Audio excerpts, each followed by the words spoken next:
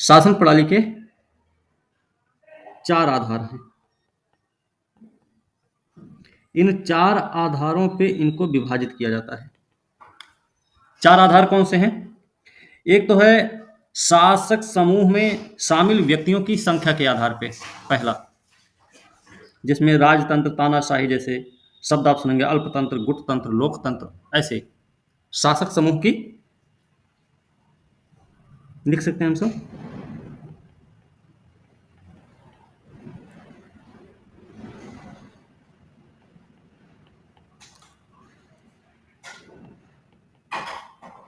शामिल व्यक्तियों की संख्या के आधार पर।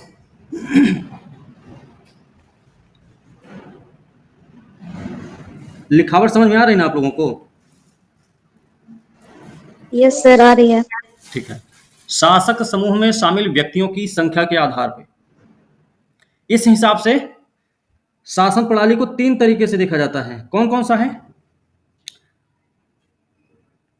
राजतंत्र, तानाशाही,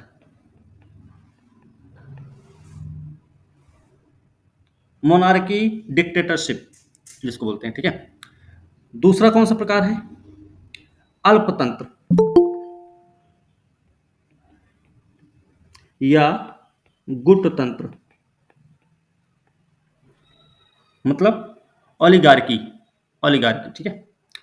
तीसरा कौन सा है? लोकतंत्र। अब ये हमको बताने की जरूरत नहीं है कि सबसे लोकप्रिय आज के समय में शासन व्यवस्था का कौन सा तरीका है ना? सबसे लोकप्रिय है डेमोक्रेसी। दूसरा क्या है? एक पहला आधार हो गया। पहले आधार में 3 प्रकार के हैं शासन व्यवस्था। जी मनीषा, कुछ पूछ रहे हैं आप? नहीं सर, नहीं सर, पूछिए। नहीं सर, पूछ रही हूँ। अभी सीख रहे हैं कि अनम्यूट और म्यूट कैसे करेंगे, हैं? Yes sir. वेरी गुड, सीख लिए। अब म्यूट कर लीजिए। Thank you. चलिए, दूसरा क्या है?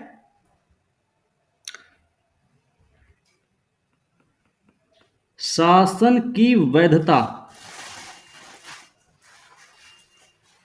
के स्रोत के आधार पर।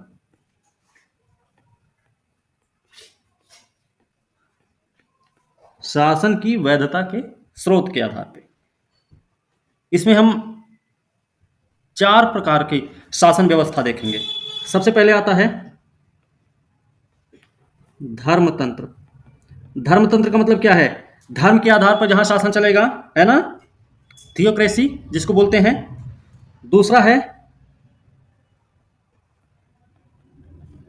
राजतंत्र, मोनार्की जिसको बोलेंगे। तीसरा हो जाएगा कुलीन तंत्र,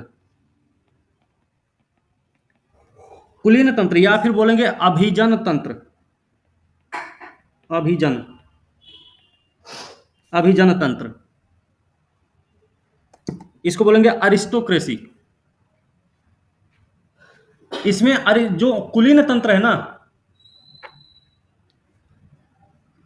राजनीतिक सत्ता का जो निवास होता है ना, कुछ लोगों में होता है, चंद लोगों में। इतिहास में आपने जैसे कुछ नाम सुने होंगे, हो गया। इसको क्या बोलेंगे? अरिस्टोक्रेसी। और फिर शासन की वैधता के आधार पर चौथा जो बनेगा आपका, वो हो जाएगा लोकतंत्र। ये दूसरे आधार पर हमने शासन प्रणाली को विभाजित किया है। तीसरे आधार पर जो शासन प्रणाली का विभाजन करेंगे,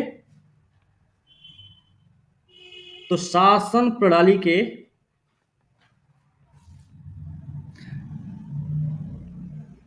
संविधान सम्मत होने के आधार पर,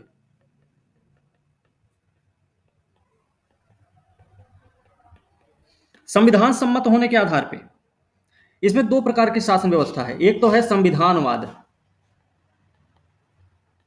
अब अगर संविधानवाद की बात कर रहे हैं तो हमें यह पता होना चाहिए कि संविधान कहते किसको हैं। आप में से किसी को पता है संविधान किसे कहते हैं? सर, संविधान एक कानूनी दस्तावेज है जिसमें देश में कानून को नहीं। और कोई बताए? सक्सेस पॉइंट, क्या नाम बताया था आपने सक्सेस पॉइंट करके जिसकी आईडी थी? दीप्ति जी आप बताइए। सर कॉन्स्टिट्यूशन वो डॉक्यूमेंट है, कॉम्पैक्ट डॉक्यूमेंट है जिसमें रिटन अनरिटन दोनों होता है, जिसके थ्रू हमारा देश का शासन चल सके। Very good. धनंजय आप बताइए। मनीषा आप बताएंगे। सर संविधान एक ऐसा दस्तावेज है जिसके द्वारा देश को शांतिपूर्ण तरीके से को चलाया जाता है, उसके शासन व्यवस्था को। ठीक है, अनु आप बताओ चलो। संविधान भारत का वो दस्तावेज है जिसके अनुसार भारत के राज्य एवं केंद्र दोनों की शासन प्रणाली को कानूनी ढंग से चलाया जाता है, जिसमें सर्वोच्च न्यायालय सबसे उच्च है। ठीक है, हो गया। और अभी ये चार लोग हैं, क्या क्या नाम आपका, आप सबका भाई? और अभी चार लोग हैं ना अपनी क्लास में, आप लोग बताएंगे। संगीता आप हेलो। बताओ। जी हाँ, हेलो, अनन्या आप। Good evening sir. मैं बताऊं? हाँ बताओ ना। संविधान लिखित और मौलिक दस्तावेज है जिसके आधार पर किसी देश की शासन व्यवस्था चलती है। और कोई बताएगा? डी करके किसकी आईडी है? दो डी है ना, एक रेड में है एक ब्लू में है। अच्छा चलो, संगीता आप बताएंगे क्या? अगर इस परिभाषा को किसी की, हाँ बताओ। सर संविधान एक ऐसा दस्तावेज है जिसमें देश को चलाने के लिए नियम कानून बनाए गए हैं। अच्छा ठीक है, अब ये किताब में लिखा हुआ है ना, उसी आधार पे आप लोग बता रहे हैं। अच्छा, ये वाली परिभाषा कैसी रहेगी? संविधान एक ऐसा कानूनी दस्तावेज है जिसके आधार पे किसी क्षेत्र विशेष या किसी देश विशेष, राज्य विशेष, किसी दल या किसी कंपनी की शासन व्यवस्था को सुचारू ढंग से चलाने का प्रयास किया जाता है। ये कितना बढ़िया रहेगा। हाँ सर, ये सही, क्योंकि इसमें सारे चीज जितने होते हैं क्षेत्र सारे इसमें आ गए हैं। है ना? तो ऐसा ऐसा एक ऐसी एक परिभाषा गढ़िए ना आप लोग भी। देखिए, किताब किताब पढ़ के उसकी परिभाषा आप याद कर लेंगे तो वही सब लिखेगा। फिर आप क्या एक्स्ट्रा लिख रहे हैं ये देख, ये भी जरूरी पड़ेगा। हुँ? तो बेहतर हो, किताब को पढ़ना जरूरी है, लेकिन किताब की बात को समझ लीजिए, फिर अपने शब्द में उसको लिख दो। बात समझे? एक ऐसी परिभाषा कर दो ताकि वो समझ में, एक रिक्शा वाले को भी, रिक्शा चालक को भी अगर आप बता रहे हैं ना, तो उसको भी वो संविधान की परिभाषा समझ में आ जाए। क्या सबके घर में परिवार वाले नहीं है, 10-12 लोग, 8-7 लोग जितने भी हैं, उसमें कोई बुजुर्ग होंगे, कोई बच्चा होगा छोटा सा, कोई थोड़े से जवान होंगे जो शादीशुदा नहीं होंगे, कुछ शादीशुदा होंगे जिनकी बीवी बच्चा सब होगा। ऐसे होंगे ना सबके परिवार में। तो जो बुजुर्ग होंगे उनकी अलग जिम्मेदारी है। कार्ड, शादी का कार्ड, ऐसा कोई इनविटेशन, रामायण का, किसी के यहाँ कुछ प्रवचन टाइप का हो रहा है, कुछ और हो रहा है, तो कार्ड जो आएगा वो बुजुर्ग आदमी के नाम आएगा। यही होता है ना। अब अगर उस बुजुर्ग व्यक्ति के नाम नहीं आया तो उस घर में यही होता है, कोई नहीं जाएगा वहां पे। क्या उस परिवार में कोई संविधान लिखा गया है? बच्चे का काम, बच्चा खेलेगा कूदेगा बदमाशी करेगा रोएगा, कहीं किसी को मार भी देगा, छोटा सा है वो तो। उसको संभालने के लिए कौन? मम्मी है, उसकी दादी भी हैं, उसके पापा भी प्यार करेंगे, चाचा होंगे वो भी प्यार कर लेंगे, बुआ होंगी वो भी लाड प्यार दे देंगी। अब गलती से किसी ने अगर उस बच्चे को मार दिया है तो समझ लीजिए ये जितने लोगों का हमने नाम लिया है ये सब लोग लड़ाई कर लेंगे जाके। मारा कैसे? तो उस परिवार में कोई संविधान थोड़े नहीं लिखा गया है कि अच्छा बच्चे को कोई छू नहीं सकता है, और बच्चा अगर रो रहा है तो उसकी मम्मी ही उसको संभालेगी। संविधान नहीं है ना वहां पे कोई, लेकिन जिम्मेदारी है। उसी सीक्वेंस में वो परिवार भी चल रहा है। बात समझ रहे हैं ना? तो इस लेवल से इसको समझने की कोशिश करिए, ठीक है? क्योंकि ब्रिटेन का जो संविधान है वो लिखा हुआ नहीं है, तो हम कोई लिखित दस्तावेज नहीं बोल सकते हैं। कठोर दस्तावेज नहीं बोल सकते हैं। लचकदार दस्तावेज नहीं बोल सकते हैं, क्योंकि कठोर संविधान अगर है कहीं का, तो कहीं का लचक संविधान भी है, कहीं नम्य संविधान है तो कहीं अनम्य संविधान भी है ना? सारी चीजें हैं, संविधान कई तरीके से लिखे गए हैं। अब ये भी नहीं कह सकते कि लोकतांत्रिक शासन व्यवस्था के आधार को तैयार करने के लिए संविधान का निर्माण किया गया, ये भी बात बोलना ठीक नहीं है, क्योंकि संविधान तो कई सारे देशों में है लेकिन सब जगह लोकतंत्र नहीं है। बात समझ रहे हैं ना भाई सब लोग? तो एक तो हो गया संविधानवाद और दूसरा हो जाएगा गैर संविधानवाद।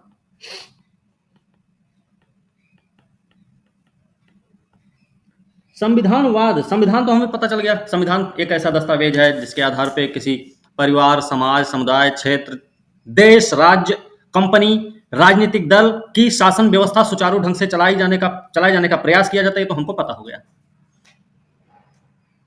अच्छा, किसी कंपनी में जैसे रिलायंस इंडस्ट्रीज है लिमिटेड, तो रिलायंस इंडस्ट्रीज लिमिटेड का कोई संविधान नहीं है ना, लेकिन एचआर का जो काम है वो एचआर ही करेगा। जो सामान उतारने लादने का काम कर रहा है वो वही काम करेगा, है ना। जो सामान की पैकिंग का काम कर रहा होगा वो सिर्फ पैकिंग का ही काम करेगा, वो कुछ और काम नहीं कर सकता। मैनेजर अपना काम करेगा, कैशियर अपना काम करेगा, भाई, है ना भाई, यही होता है ना। रिलायंस इंडस्ट्रीज ने कोई संविधान नहीं लिखा अपना, लेकिन एक सीक्वेंस में ही चल रहा है। क्यों? सुव्यवस्थित ढंग से। अगर एचआर मजदूरी वाला काम करने लग जाएगा, लादने उतारने वाला काम करेगा, तो मजदूर आएगा एचआर का काम करने, कर पाएगा? कितनी भर्ती करनी है, किनको निकालना है, किनको बैठाना है, किनका प्रमोशन देना है, किनका डिमोशन करना है, किनकी सैलरी काटनी, किनका एक्सपेंसेस बढ़ा देना है, किसका घटा देना है, किसने काम टारगेट पूरा नहीं किया, वो सब काम वो मजदूर के समझ में ही नहीं आएगा। वो सारा काम तो वही एचआर ही देखेगा फिर। बात समझे? इसलिए ऐसी परिभाषा गढ़ो जिसमें सब के सब शामिल हो जाएं। अब वाद भी लगा हुआ है, वाद शब्द लगा हुआ है अलग से, तो इसका मतलब यह है कि एक ऐसी शासन व्यवस्था है जो पूरी तरह से संविधान के अनुसार ही चलती है। मतलब जोर देने की बात है वहां पे। एक हो गया गैर संविधानवाद। चौथा आधार कौन सा है? चौथे आधार की जब बात करेंगे तो शासन प्रणाली के, लिखते चलिए ना, शासन प्रणाली के व्यावहारिक मूल्यांकन के आधार पर,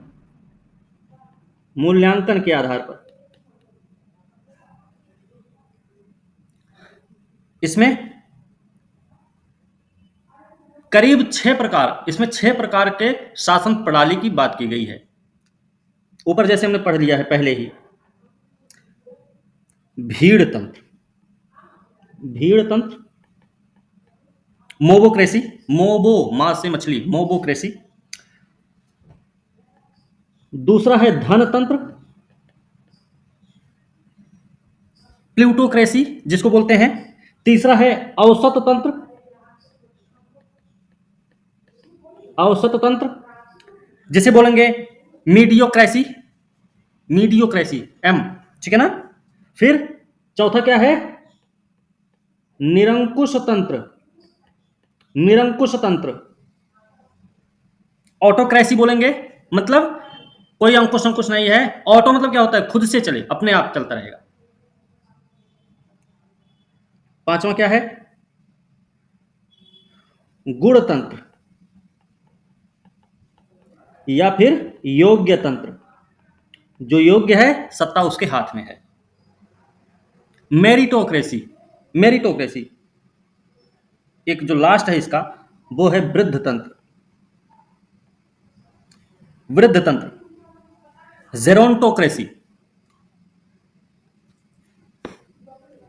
आपने एक व्यवस्था का नाम सुना होगा, के आधार, 4 आधार हैं, इनके कई सारे प्रकार हैं। अब यहां पे आपसे प्रश्न जो बन सकता है, कैसा प्रश्न बन सकता है कि विश्व व्यवस्था में स्थापित प्रमुख शासन प्रणालियों का वर्णन करें। सिंपल सा प्रश्न है, 38 नंबर का आ जाए, बीपीएससी का क्योंकि बात कर रहे हैं हम लोग। तो आप इनके इन चारों के आधार पे ऐसे बांट के लिख देंगे, कोई दिक्कत नहीं। ऐसे अगर आ जाए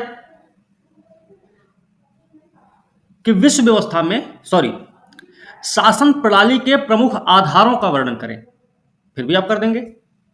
देखिए, प्रश्न का तरीका कुछ भी हो सकता है, उत्तर सेम रहेगा आपका। हाँ बोलिए सर। भूमिका में क्या लिखना है सर? भूमिका में शासन प्रणाली बताओ। प्राचीन काल से वैश्विक समुदाय में शासन करने के कई सारे स्वरूप विकसित थे, जिन्हें हम आज भी विश्व व्यवस्था में देख सकते हैं। हो गया खत्म, परिचय हो गया। परिचय ही तो देना है, शासन प्रणाली का ही परिचय देना है, या फिर एक ऐसी प्रणाली जिसके आधार पर शासन चलाने की प्रक्रिया का पालन किया जाता है, या फिर एक ऐसी प्रणाली जिसके आधार पर शासन व्यवस्था को सुव्यवस्थित करने का प्रयास किया जाता है। परिचय है, शासन प्रणाली कहते हैं, परिचय हो गया। परिचय के लिए कभी आपको अलग से पीएचडी करने की जरूरत नहीं है। आप सिर्फ अपने हिसाब से सोच लो, अच्छा ये वाला परिचय लिख देते हैं, कैसा लगेगा, मजा आ जाएगा क्या? बात समझ रहे ना सब लोग? सबसे ज्यादा प्रॉब्लम सर परिचय और निष्कर्ष लिखने में ही होता है। बिल्कुल, कभी भी ना हो गए। अब यहां पे क्योंकि शासन प्रणाली की बात हो रही है, और शासन प्रणाली जो होती है ना, किसी राज्य की होती है, किसी साम्राज्य की, किसी समुदाय क्षेत्र की शासन प्रणाली होती है। तो इसमें एक प्रश्न आता है कि राज्य क्या है? राज्य के 4 प्रमुख तत्व कौन कौन से होते हैं? राज्य के कई सारे तत्व हैं ना, आप लोगों को भी पता होगा।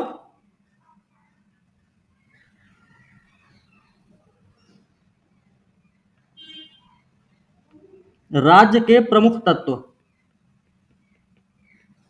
पता है कि नहीं आप लोगों को, किसी को भी? और ये सर एक तो जनसंख्या है। जरूरी नहीं है कि ये मेंस का प्रश्न है, ये पीटी में भी आपसे पूछा जा सकता है। यूपीएससी का प्रश्न रहा है, प्री में पूछा गया है, तो आपसे बीपीएससी में भी पूछा जा सकता है। राज्य की परिभाषा अनुच्छेद 12 में दी गई है क्या? Yes sir. तो Yes, sir. अनुच्छेद 12 के अनुसार राज्य की क्या परिभाषा हो सकती है?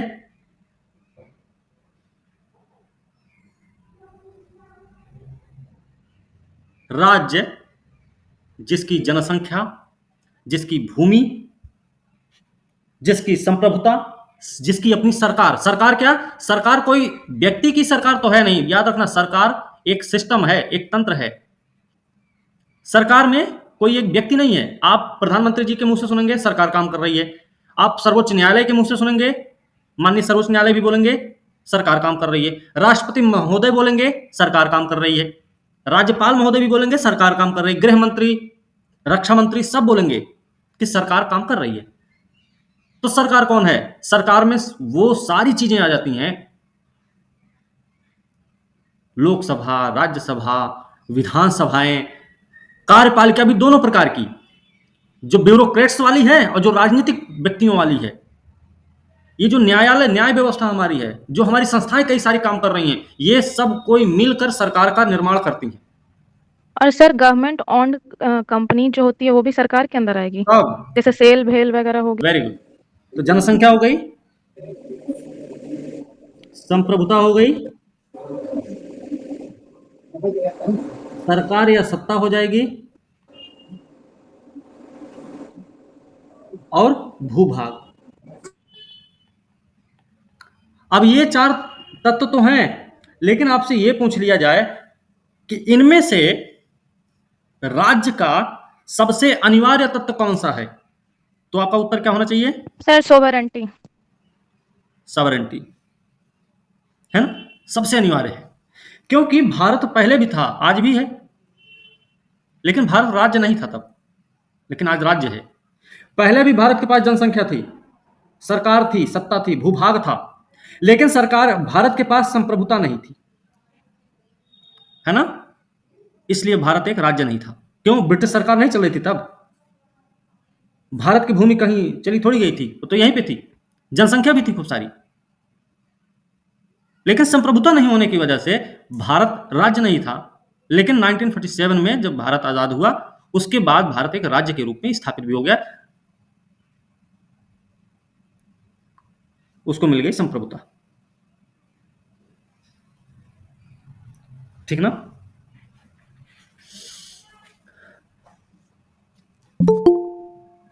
चलिए, एक व्यवस्था और है, केंद्र राज्य संबंध के आधार पर शासन प्रणाली।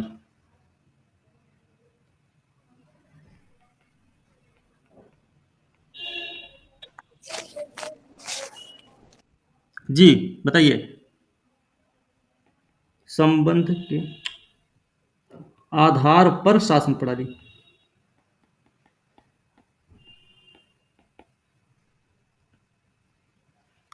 इसमें कई सारे प्रकार हो जाएंगे। तो एक परिसंघात्मक। परिसंघात्मक मतलब आप एक शब्द सुने होंगे, अविनाशी राज्यों का विनाशी संघ। कोई राज्य है या कोई देश है जो अविनाशी राज्यों का विनाशी संगठन ही है। परिसंघा परिसंघात्मक प्रणाली में ना तो केंद्र का महत्व होता है और ना ही केंद्र का स्वतंत्र अस्तित्व होता है।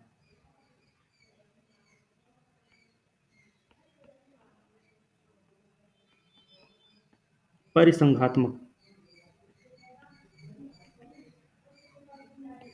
केंद्र का ना महत्व होगा ना स्वतंत्रता होगी। ठीक है। तो परिसंघात्मक प्रणाली में ना तो केंद्र का महत्व होता है ना ही इसका कोई स्वतंत्र अस्तित्व होता है। मतलब है कि विभिन्न प्रांत मिलकर एक समझौता करते हैं कुछ मामलों को लेकर। जैसे यूएसए है ना अपना, ठीक है। यूएसए यूएसए का निर्माण कैसे हुआ है? 50 स्टेट मिलके बने थे सर, एक 50 फेडरेशन राज्यों बना ने था। मिलकर समझौता किया कुछ विशेष मामलों में। उसके बाद वो एक संघ के रूप में इकट्ठा हो गया। ठीक है। मतलब वो समझौता अगर गलती से बिगड़ा तो यूएसए टूट सकता है। बात क्लियर है?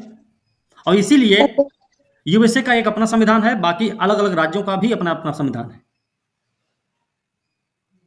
अब इनके जो समझौते होते हैं ना, कुछ मामलों में जो विशेष समझौते इनके होते हैं, वो विदेश नीति खास करके,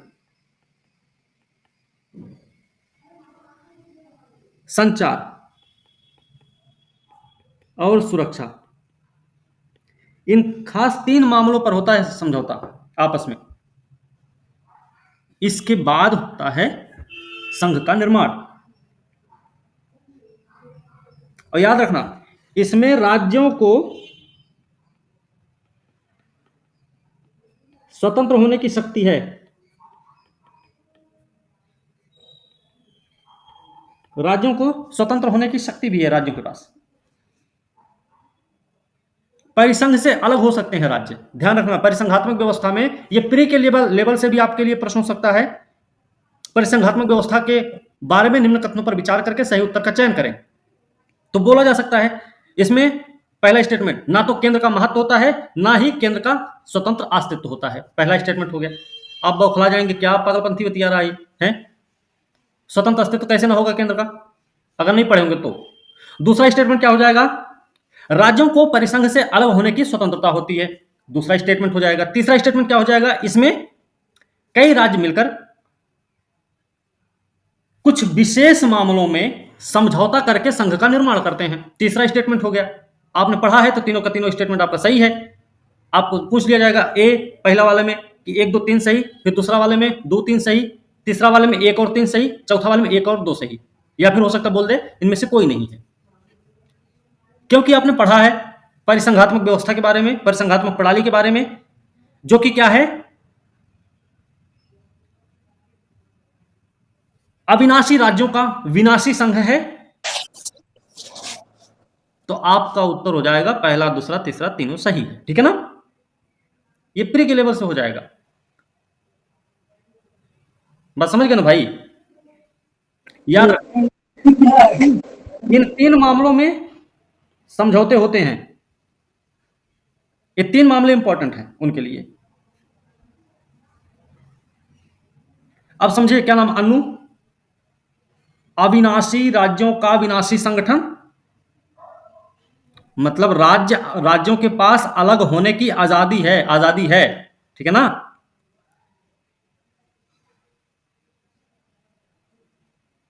और इस हिसाब से संगठन कभी भी टूट सकता है। ठीक है। दूसरी व्यवस्था क्या है? संघात्मक प्रणाली।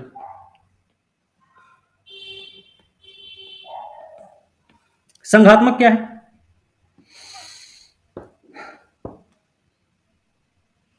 यह है आपका फेडरल नहीं, यूनियन, है ना।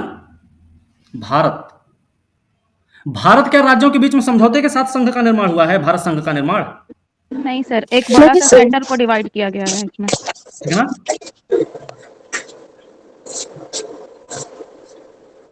अविनाशी राज्यों का अविनाशी संघ। हाँ, मतलब है इसमें भी, संघात्मक व्यवस्था में भी राज्य आपसी समझौते तो होते हैं इनके, लेकिन इनमें राज्यों को अलग होने का अधिकार नहीं होता है। मतलब क्या है? संघात्मक प्रणाली क्या होती है भैया?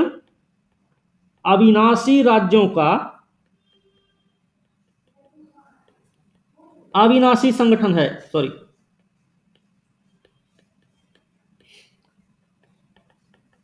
सर एक बार फिर से बोलिए। अविनाशी राज्यों का अविनाशी संगठन है।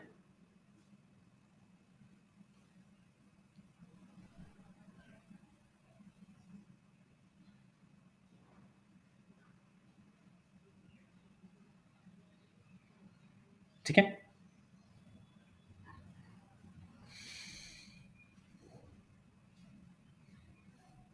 ठीक है ना। ये हो गया। एक तीसरा है एकात्मक व्यवस्था होती है। एक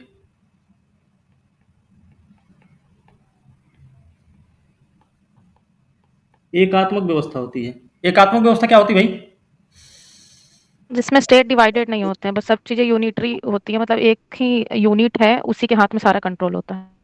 इसमें केंद्र का महत्व है।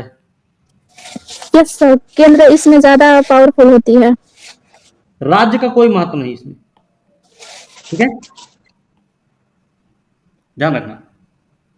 इसमें राज्य का महत्व नहीं है। सारी की सारी जो शक्तियां होती हैं वो केंद्र के पास होती हैं, ठीक है। केंद्र जो काम सौंपेगा राज्य को वो काम करेगा राज्य, नहीं तो नहीं सौंपा गया तो नहीं करेगा। केंद्र जब भी चाहेगा उस राज्य की सीमा में परिवर्तन कर सकता है, उसके नाम में भी परिवर्तन कर सकता है। केंद्र नए राज्य का निर्माण भी कर सकता है और पुराने राज्य को खत्म भी कर सकता है इस एकात्मक व्यवस्था में। ये क्या है? ये विनाशी राज्यों का विनाशी राज्यों का अविनाशी संगठन है,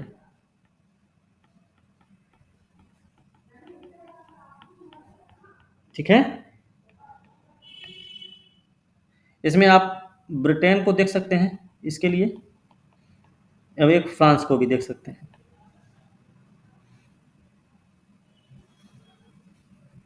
ठीक है। मतलब एकात्मक व्यवस्था विनाशी राज्यों का अविनाशी संघ है, संघात्मक प्रणाली अविनाशी राज्यों का अविनाशी संगठन है। परिसंघात्मक व्यवस्था में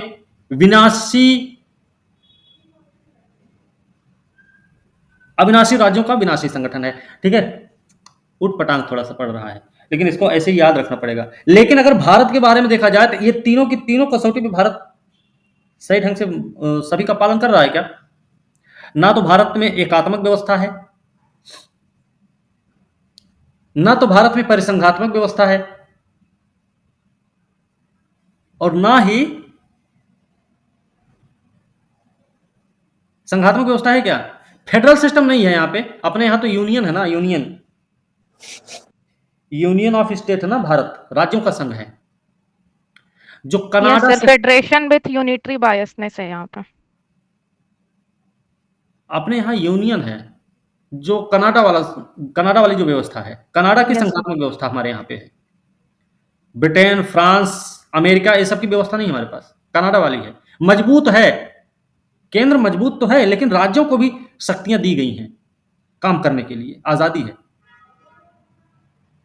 ना, यूनियन के रूप में काम करने का वो है हमारे यहाँ। और भारत को कहा जाता है यूनियन ऑफ स्टेट, राज्यों का संघ है, ठीक है। नॉर्मल तरीके से देखें तो भारत क्या है? संघात्मक व्यवस्था का पालन करता है, संघात्मक। लेकिन विशेष परिस्थिति अगर आ जाती है तो भारत एकात्मक व्यवस्था की तरफ मुड़ जाता है ना। आक्रमण, बाह्य आक्रमण हो जाए जैसी स्थिति अगर इमरजेंसी के टाइम पे, हाँ, संकट के समय में ये एकात्मक व्यवस्था की ओर मुड़ जाता है फिर भारत, हमारा जो व्यवस्था हमारी है, ठीक है। अब इसमें एक चीज और ध्यान रखना है, जैसे कई बार पूछा जाता है, इतना सारा नहीं पूछा जाएगा वैसे, लेकिन इतना जरूर ध्यान रखना है कि संघात्मक और एकात्मक शासन व्यवस्था होती क्या है। संघात्मक जिसको बोलते हैं संसदीय व्यवस्था, एकात्मक बोलते हैं अध्यक्षीय व्यवस्था, ठीक है ना। सर ये दोनों में अंतर लिखा दीजिए ना कॉलम करके। संघात्मक और एकात्मक में यस सर। लिखिए ना फिर। संसदीय शासन प्रणाली को, सॉरी एक मिनट पहले हेडिंग लिख लीजिए, संघात्मक व्यवस्था या संसदीय प्रणाली।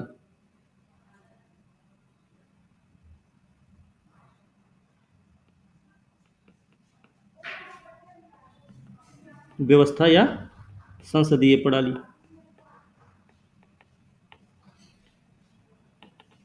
लिखिएगा इसमें, इसे मंत्रिमंडलीय शासन प्रणाली भी कहते हैं, मंत्रिमंडलीय शासन प्रणाली भी कहते हैं।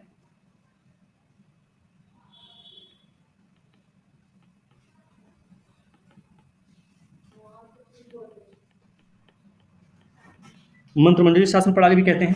क्यों कहते हैं, लिखिएगा, क्योंकि इसमें संसद विधि निर्माण की सर्वोच्च संस्था होती है,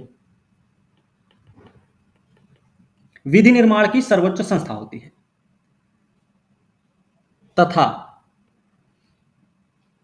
कार्यपालिका अपने समस्त कृत्यों के लिए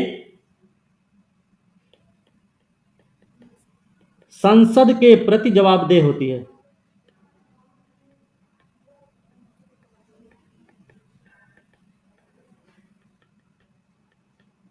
संसद के, क्या लिखा आपने, संघात्मक व्यवस्था के बारे में बता रहे थे ना, या संसदीय प्रणाली के बारे में, तो क्या लिखा आपने, इसे मंत्रिमंडलीय शासन प्रणाली भी कहते हैं। लिख लिया आपने यहां तक?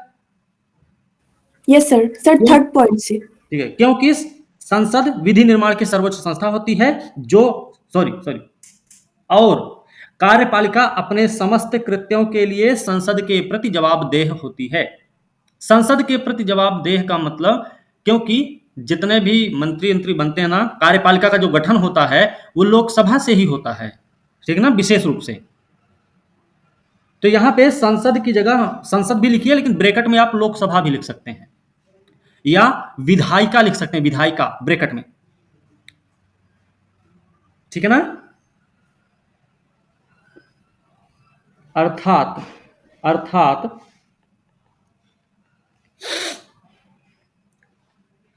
कार्यपालिका का अस्तित्व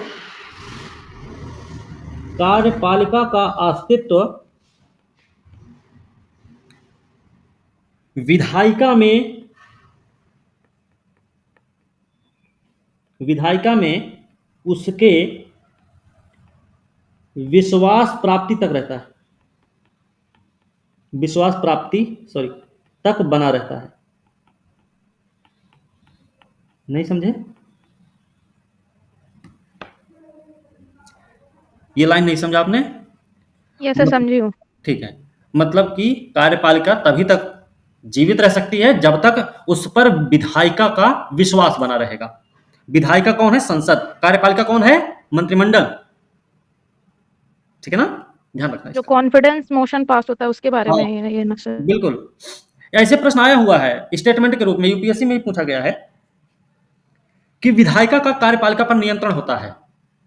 दूसरा स्टेटमेंट, कार्यपालिका का विधायिका पर नियंत्रण होता है। ऐसे करके कंफ्यूज ऐसे करते हैं, वो आपको पता होना चाहिए कि विधायिका नियंत्रण रखती है, कार्यपालिका नियंत्रण रखती है, तब आपको समझ में आ जाएगा, आपका उत्तर गलत नहीं होगा। ठीक है भाई। भारत की बात करें तो भारत में क्या भाई, इसकी सर्वोच्च सत्ता जो है ना वो जनता में ही निहित है, और भारतीय प्रशासनिक राजनीतिक जो व्यवस्था है वो पूरी तरह से, यहां तक बोले तो प्योर, शुद्ध रूप से, विशुद्ध रूप से लोकतांत्रिक गणतंत्र है भारत। इसके बारे में बताएंगे लोकतांत्रिक गणतंत्र क्यों है। दूसरा लिखिए, दूसरी व्यवस्था क्या बताए थे? अध्यक्षात्मक, एकात्मक, है ना? हाँ, एकात्मक या फिर अध्यक्षात्मक या अध्यक्षीय शासन प्रणाली, इसके बारे में लिख लेते हैं। इसे बोलते हैं इसे राष्ट्रपतीय प्रणाली भी कहते हैं, राष्ट्रपतीय प्रणाली भी कहते हैं। दूसरी बात, कार्यपालिका शक्ति, इसमें समस्त कार्यपालिका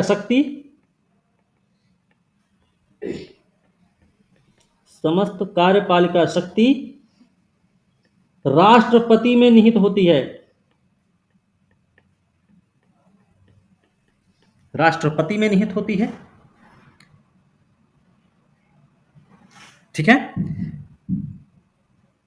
इस व्यवस्था में राष्ट्रपति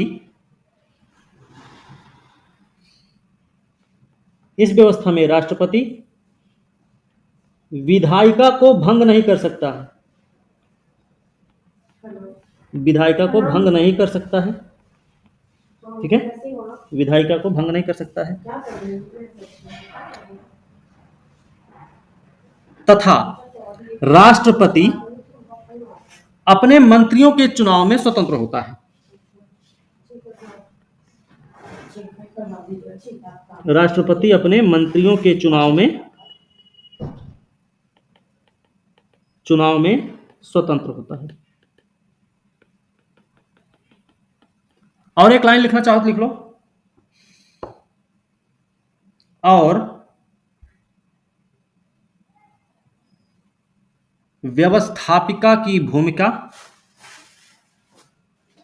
मतलब कार्यपालिका, व्यवस्थापिका मतलब कार्यपालिका। ठीक है, कार्यपालिका की भूमिका महत्वपूर्ण होती है। ओके, हो गया भाई। ठीक है। मंत्रिमंडल कब तक जीवित रहता है? मंत्रिमंडल जो है वो कब तक जीवित रहता है? सरकार जैसे चल रही है तो विधायिका में जब तक उसको विश्वास प्राप्त है तभी तक न वो चलेगी सरकार। और जिस दिन विधायिका में विश्वास खत्म हो गया सरकार के प्रति, उस दिन सरकार खत्म, मतलब मंत्रिमंडल खत्म, मतलब कार्यपालिका समाप्त हो जाएगी। ठीक है ना अनु? Yes sir. वही बात यहाँ पे है कि कार्यपालिका का अस्तित्व तभी तक बना रह सकता है जब तक उसे विधायिका का विश्वास प्राप्त रहता है। ठीक है ना? यस सर, समझ गए। ठीक है, आज यहीं पर रोक देते हैं। ठीक है ना? ओके सर एक और पॉइंट समझा दीजिए। कौन सा? राष्ट्रपति विधायिका को भंग कर सकता है, मतलब सर? हाँ। मतलब राष्ट्रपति विधायिका को भंग करने का मतलब है, जैसे मान लीजिए संसद है ना, उस संसद को भंग कर सकता है राष्ट्रपति। अपने यहाँ राष्ट्रपति भंग कर सकते हैं क्या? नहीं। क्यों नहीं कर सकते? सर कर सकते हैं, लेकिन काउंसिल ऑफ मिनिस्टर के एडवाइस पे, मतलब कैबिनेट मिनिस्टर के एडवाइस पे। बिल्कुल बिल्कुल, लेकिन एकात्मक या अध्यक्षात्मक व्यवस्था में यह सुविधा नहीं है राष्ट्रपति के पास। राष्ट्रपति विधायिका को भंग नहीं कर सकता है। ठीक है ना?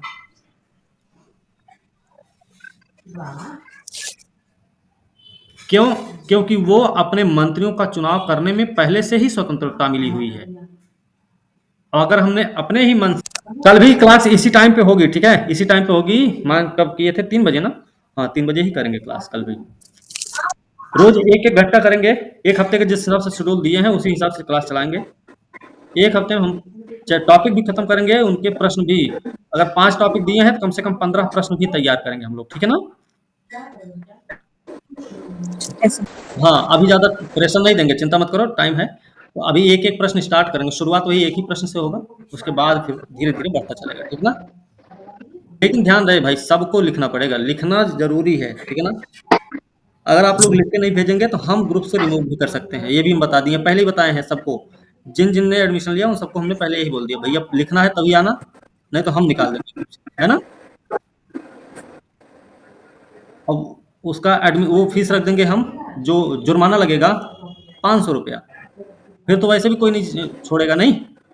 लिए शासन प्रणाली कहते हैं और ये संसद में विधि निर्माण की सर्वोच्च संस्था होती है और कार्यपालिका विधायिका के प्रति जवाबदेह होती है। वेरी गुड, विधायिका या फिर संसद के प्रति। ठीक है, और आगे इसमें कुछ और है? और सर कार्यपालिका का अस्तित्व विधायिका में विश्वास प्राप्त होने तक है। Very good. ठीक है, अभी मनीषा से तो बात नहीं हो पाएगी अभी हमारी। और कोई है, मीनू या सपना, कौन बताएगा हमें अध्यक्षात्मक शासन प्रणाली? चलो सपना तुम बता, मीनू आप बताओ जल्दी।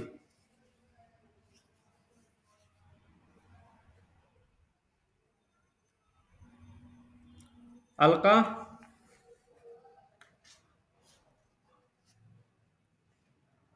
सर मैं लाइब्रेरी में हूँ, नहीं बोल सकती। अच्छा ठीक है, मत बोलो अभी। चलिए धनंजय आप बताओ, अध्यक्षात्मक शासन प्रणाली क्या है? जल्दी करो। सर इसे राष्ट्रपतीय प्रणाली भी कहते हैं और इस अध्यक्षीय अध्यक्षीय प्रणाली में समस्त कार्यपालिक शक्ति इसमें नीत होती है। किसमें निहित होती है? सर समस्त कार्यपालिका शक्ति मतलब इस व्यवस्था में निहित होती, राष्ट्रपति में निहित होती है। Very good. सर इस व्यवस्था में राष्ट्रपति विधायिका को भंग नहीं कर सकता है। ओके। और सर इसमें राष्ट्रपति अपने मंत्रियों के चुनाव में स्वतंत्र होता है। Very good. और व्यवस्थापिका की भूमिका महत्व होती है इसमें। महत्वपूर्ण होती है, साथ ही सत्ता जो होती है वो केंद्रीकृत होती है। जी ठीक है, तो पूरी बातें बताने के लिए आप लोग तैयार रहा करिए। दीप्ति, ऐसे आप सुनेंगे गलत हो जाएगा, ठीक है? संसदीय शासन प्रणाली के बारे में कल हमने कितना बढ़िया से पॉइंट कितने सारे पॉइंट बता दिए थे। मंत्रिमंडलीय कहते हैं, संसद विधि निर्माण सर्वोच्च संस्था होती है। देखो 2 सदन हर जगह है, अध्यक्षात्मक व्यवस्था में भी 2 सदन हैं। अमेरिका में 2 सदन है ना? Yes sir. तो ये बात ध्यान रखो, संसदीय शासन प्रणाली की ये विशेषता नहीं हो सकती, आपको ये बात पता होनी यस चाहिए। सर। चलो अच्छा बताओ, राज्य के 4 तत्व कौन कौन से हैं? कौन बताएगा? सपना बता दे। सर राजतंत्र, हम्म। अल्पतंत्र, लोकतंत्र। अच्छा प्रीति आप बताओ, प्रीति आप बताओ जल्दी। सॉरी सर, कल क्लास नहीं किए हैं। अच्छा कोई बात नहीं। आज प्रीति अनम्यूट करो ना पहले भाई, जल्दी बताओ। ठीक है अनन्या आप बताओ तब। सर जनसंख्या, क्षेत्र, सरकार और संप्रभुता। क्या बात है। इसमें सबसे महत्वपूर्ण कौन सा है? चंद्रमोहन बताएंगे। सर संप्रभुता सबसे महत्वपूर्ण है। Very good. संप्रभुता का मतलब क्या होता है? कौन बताएगा? प्रीति आप बताएंगी अब। राज्य का अनिवार्य तत्व है। हाँ सर। बताओ। संप्रभुता का मतलब होता है कि हम अपना निर्णय स्वयं लेने में स्वतंत्र हों। हम पर किसी की बाध्यता ना हो कि हमारा निर्णय कोई और ले। हम अपना जो भी निर्णय हो, राष्ट्र अपना निर्णय लेने के लिए स्वतंत्र हो, इसी संप्रभुता अब कहते हैं। देखो, कानून बनाने में संप्रभुता होनी चाहिए। विदेशी जो विदेशी क्या बोलते हैं, विदेशी संबंध जो होते हैं हमारे, उसमें हम स्वतंत्र होने चाहिए। हमारा रक्षा मामला जो है उसमें हम स्वतंत्र होना चाहिए, हमको संप्रभुता चाहिए। हमको वित्तीय मामलों में भी स्वतंत्रता चाहिए, है ना? तो ये इन सब मामलों में ही संप्रभुता की बात होती है, ठीक है? क्योंकि पहले जब भारत की बात करते थे ना, संप्रभुता तो तब भी थी, लेकिन तब किसकी संप्रभुता थी? ब्रिटेन की संप्रभुता थी, भारत की संप्रभुता तो थी नहीं।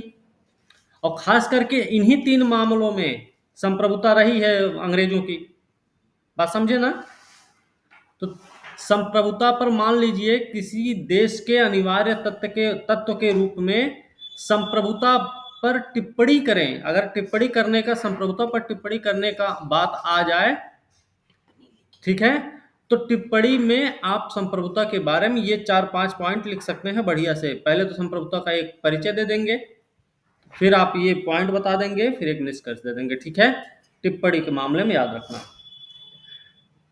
चलो बताओ, शासन की वैधता के स्रोत के आधार पर शासन प्रणाली कौन कौन सी है? कौन बताएगा? अन्नू आप बताओ जल्दी। अन्नू गुप्ता। धर्मतंत्र, राजतंत्र, लोकतंत्र, लोकतंत्र। Very good. ओके, मसरूफा आप बताओ। शासन प्रणाली के व्यावहारिक मूल्यांकन के आधार पर प्रमुख शासन प्रणाली कौन कौन सी है? सर इसमें भीड़ तंत्र, धनतंत्र, औसत तंत्र और वृत्त तंत्र और निरंकुश तंत्र और गूढ़ तंत्र। Very good, very good, very good. हमें तो समझ में अब ये आता है कि आप लोग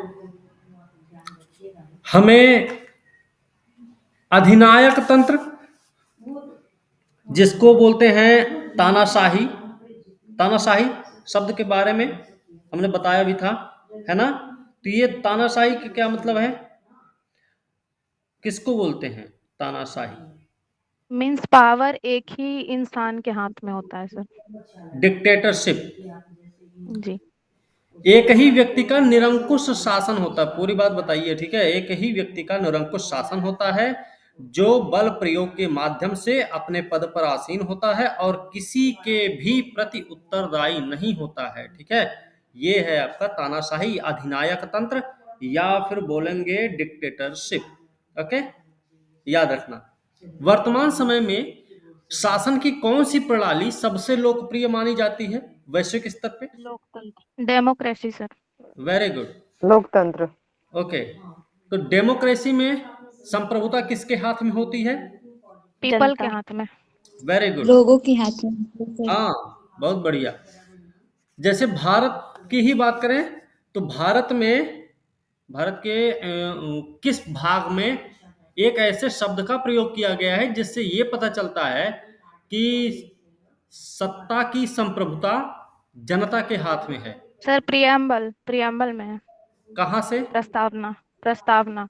ठीक है, तो कहाँ पे है वो बात? We the people of India लिखा हुआ है सबसे पहले। वेरी भारत गुड, को एक हम भारत के पहला लोग। शब्द ही है सर। वेरी गुड, बिल्कुल अच्छी बात है, बढ़िया बताया आपने, ठीक है ना? तो ये हमें ध्यान रखना है। इन सब के बारे में एक चीज और याद रखना। अच्छा, एकात्मक प्रणाली क्या होती है? एकात्मक प्रणाली क्या होती भाई? एकात्मक प्रणाली को अध्यक्षीय शासन कहते हैं। ओके, ठीक है। सर इसमें केंद्र का महत्व होता है लेकिन राज्य में हाँ, एकात्मक। ओके, राष्ट्रपति अपने मंत्री को चुनने के लिए स्वतंत्र होते हैं। Very good. समस्त कार्यपालिका शक्ति राष्ट्रपति में निहित होता है। ये विनाशी राज्यों का अविनाशी संगठन होता है ना? ठीक है ना, ध्यान रखना। चलिए आज सर हम यहाँ पर हाँ बोलिए। सर यहाँ पर बताए हैं कि राज्य के प्रमुख तत्व जैसे कि सर जनसंख्या, सरकार, सत्ता, भूभाग। सर इसको समझा दीजिए सर, ये समझ में नहीं आ रहा। अब किसी राज्य के लिए ये 4 तत्व होते हैं जो महत्वपूर्ण हैं, ठीक है? इन चारों का किसी राज्य के लिए होना जरूरी है, लेकिन इन सब में भी सबसे ज्यादा महत्वपूर्ण जो होता है वो होता है संप्रभुता, ठीक है ना? Sir yes sir. अगर हम किसी संगठन से जुड़ते हैं, जैसे यूएन हो गया या कोई भी संगठन, सार्क हो गया, इस टाइप से अगर किसी भी संगठन से जुड़ते हैं तो हमारा संप्रभुता में कोई खतरा होती है क्या? ये तो देखो डिपेंड करेगा ना कि आपकी स्थिति या आपका जो व्यवहार है। जैसे आप पाकिस्तान का बात अगर कर लेंगे, पाकिस्तान की बात कर, पहली विशेषता है संसदीय शासन प्रणाली की। ऐसे ही नॉर्मल जोड़ दो। भारत के राष्ट्रपति क्या होते हैं? नाम मात्र की कार्यपालिका शक्ति होती है उनमें या फिर वास्तविक कार्यपालिका शक्ति होती है? नाम मात्र की सर। नाम मात्र की। राष्ट्रपति नाम मात्र का प्रधान होता है, ऐसे हो गया। या फिर नाम मात्र कार्यपालिका शक्ति होती है, राष्ट्रपति में पहली चीज होती है। दूसरा, दूसरा क्या है?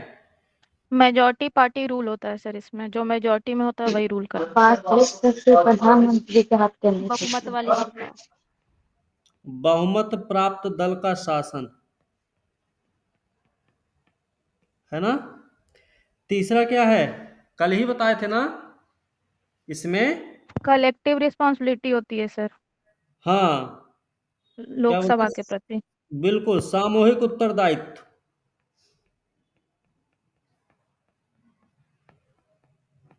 सामूहिक उत्तरदायित्व। इसके अलावा फिर कौन सा है? निश्चित कार्यकाल, नॉर्मल तरीके से साधारण रूप से निश्चित कार्यकाल होता है,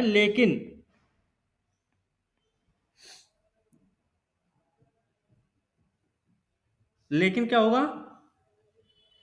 समय से पहले भी विघटन हो सकता है ना। विघटन किया जा सकता है। अमेरिका में ये व्यवस्था नहीं है, आप लोग याद रखना। अमेरिका में 4 साल के लिए राष्ट्रपति बने हैं, 4 साल तक वो बने ही रहेंगे, उसमें कुछ कोई नहीं कर सकता। ठीक है ना। इसके अलावा और क्या होगा भाई? सर उनका डबल मेंबरशिप भी होता है, जैसे वो एग्जीक्यूटिव भी होते हैं और साथ साथ वो लेजिस्लेटिव फंक्शन भी करते हैं। Very good. दोहरा उत्तरदायित्व बोल सकते हैं हम, है ना।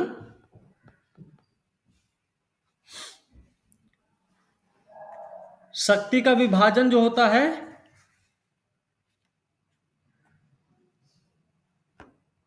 शक्ति का विभाजन कैसा होता भाई? केंद्र और राज्य के बीच। है ना, ये चीजें। तो ये है क्या, संसदीय शासन प्रणाली की विशेषताएं, है ना। सर इसमें 5th पॉइंट समझा दीजिए। अब देखिए, जैसे मान लीजिए कि एक लोकसभा से बने हैं, लोकसभा में चुना गए, लोकसभा से चुने गए हैं, वो मंत्री भी होंगे, मतलब विधायिका के भी सदस्य हैं और कार्यपालिका में भी बैठे हैं वो। ठीक है ना, बात समझे। विधायिका में भी उनका उत्तरदायित्व है और साथ ही साथ कार्यपालिका में भी उनके उत्तरदायित्व का निर्धारण होता है, उत्तरदायित्व का अपने निर्वहन करते हैं। ठीक है ना। ओके, चल अब बात कर ले हम। यहाँ तो कोई दिक्कत नहीं ना किसी को? सर हम्म ये जो है दोहरा उत्तरदायित्व, इसको शक्ति का विभाजन भी कह सकते हैं क्या? नहीं, ये शक्ति विभाजन नहीं है, शक्ति विभाजन अलग है। ये अलग है, ये इसी का है क्या विशेषता? हाँ, ठीक है। ठीक है सर। चलिए, इसके गुण क्या क्या हैं? संसदीय प्रणाली के गुण क्या होते हैं?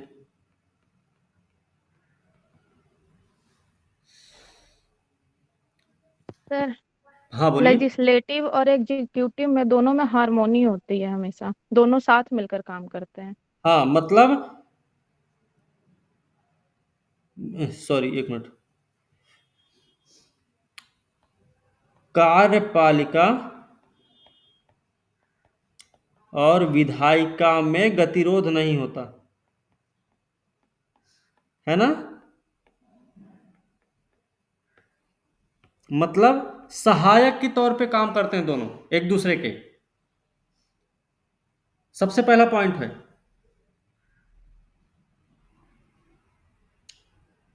दूसरा क्या है? उत्तरदायित्व सरकार होगा। हाँ, उत्तरदायी सरकार, उत्तरदायी सरकार होगी।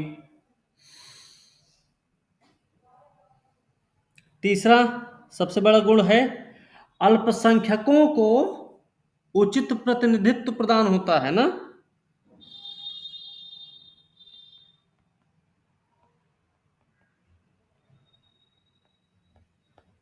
उचित प्रतिनिधित्व, कैसे? चुनाव प्रक्रिया अपना लेते हैं, है ना? कुछ आरक्षण की सीट दे देते हैं, कुछ सीटों पर आरक्षण दे दिया जाता है ना? इस तरीके से। फिर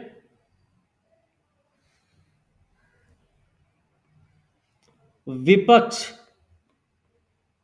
की उपस्थिति होती है।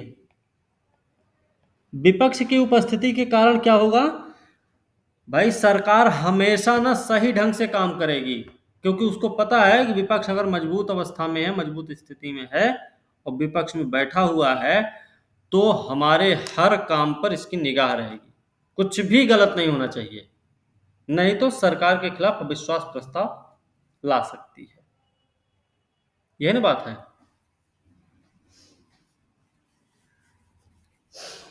फिर और क्या होता है?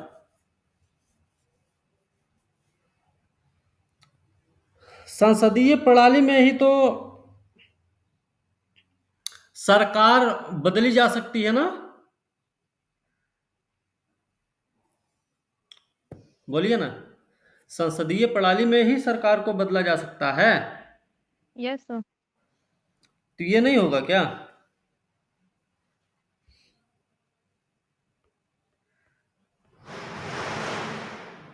वो क्या बोलते हैं, विकल्प, है ना? विकल्प प्राप्त होता है।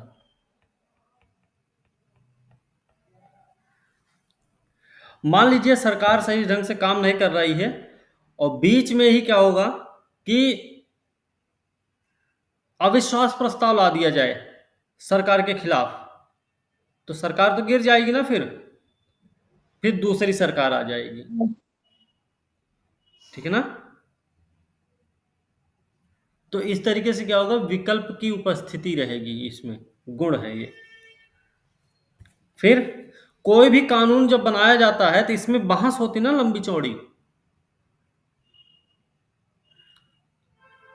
क्या लंबी चौड़ी बहस नहीं होती है? पहले बहस की जाती है ना? वाद विवाद होते हैं, विचार विमर्श के, बहुत लंबे चौड़े विचार विमर्श के बाद ही कोई कानून लागू किया जाता है, कोई कानून लाया जाता है।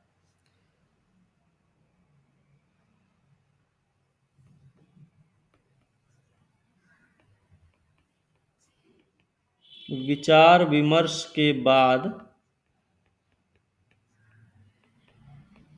कानून, मतलब क्या है? मतलब यह है कि अगर, उम्मीद तो यही की जाती है कि अगर लंबा चौड़ा विचार विमर्श हुआ है तो उस कानून को लागू करने में किसी भी प्रकार की ढिलाई नहीं की जाएगी, है ना? किसी भी प्रकार की कमी नहीं की जाएगी, किसी भी वर्ग की अनदेखी नहीं होगी, क्योंकि लंबा चौड़ा बहस चला है। ऐसा माना जाता है कि जिस भी काम में कई लोगों के बातचीत होते हैं, कई लोग अपना दिमाग लगाते हैं, अपने विचार रखते हैं, उस काम में गलती होने की गुंजाइश कम ही रहती है ना? संसदीय शासन व्यवस्था ये काम करता है।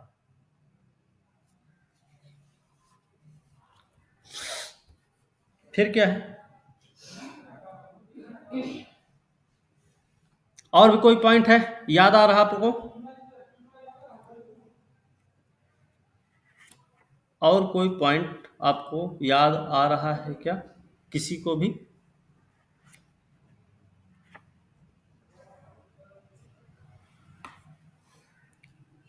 इसमें देखिए, नामित और वास्तविक कार्यपालिका होती है ना? अरे नामित में होते हैं राष्ट्रपति महोदय, वास्तविक में प्रधानमंत्री। गुण है ना इसका, ठीक है भाई? यस। इसके साथ साथ ये विकल्प जो दिया हमने ना, इस विकल्प के रूप में आप एक चीज ये ध्यान रख सकते हैं, विकल्प के रूप में यहाँ पे वैकल्पिक सरकार की बात कर सकते हैं। वैकल्पिक सरकार, ठीक है, की व्यवस्था होती है संसदीय शासन प्रणाली में। गतिरोध नहीं होता मतलब सामंजस्य होता है।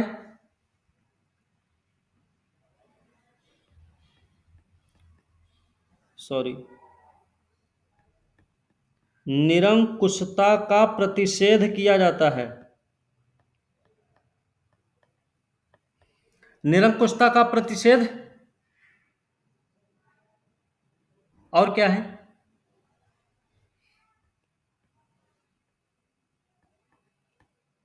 व्यापक प्रतिनिधित्व। इतना पॉइंट हो गया गुण के रूप में। इतने में कोई दिक्कत है?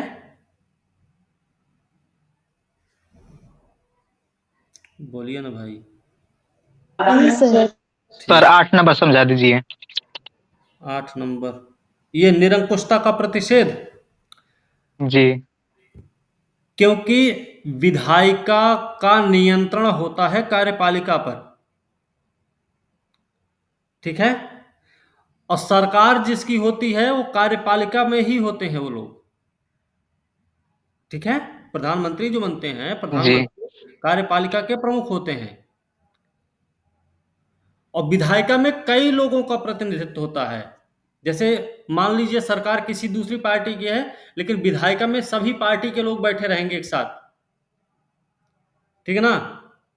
तो विधायिका का नियंत्रण कार्यपालिका पर इसीलिए रखा गया है ताकि कार्यपालिका अपनी मनमानी ना कर सके। कार्यपालिका की मनमानी को रोकने के लिए ही विधायिका को उस पर नियंत्रण दिया गया है, ठीक है। इस प्रकार से कार्यपालिका निरंकुशता का मतलब निरंकुश नहीं हो सकता है। ओके धनंजय? जी सर। ठीक है सर व्यापक प्रतिनिधित्व। व्यापक प्रतिनिधित्व का मतलब है कि जैसे आप देखेंगे ना,